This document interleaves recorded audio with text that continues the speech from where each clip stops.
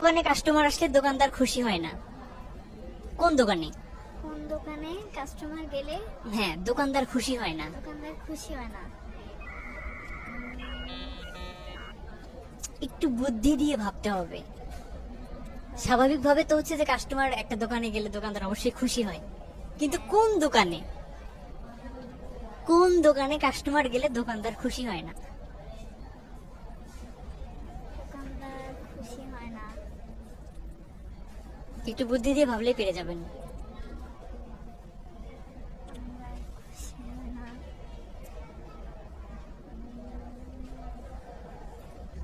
পারবো না এটা। ওকে, পাস তাহলে। পাস।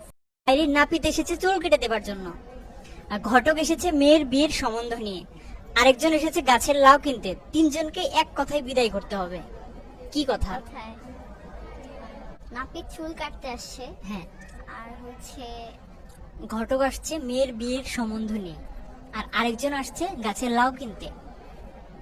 তিনজনকে একটা কথা বলতে হবে। এত কঠিন কোশ্চেন। একটু সহজ করে ভাবলেই হয়ে যাবে। পরে না, পরে হবে না। পরে এটা মানে তিনজন বুঝতে পারবে না। দুই তিনটা শব্দ হবে বা তিন চারটা এরকম, মানে এটা একটা বাক্য। হ্যাঁ, রিলেটেড। তিনজনকে একটা কথা বললে তারা চলে যাবে। এখন না পরে? হ্যাঁ, এখন না পরে? এখন না পরে অনেকটা কাছাকাছি গেছেন, কিন্তু এখন না পরে হচ্ছে না।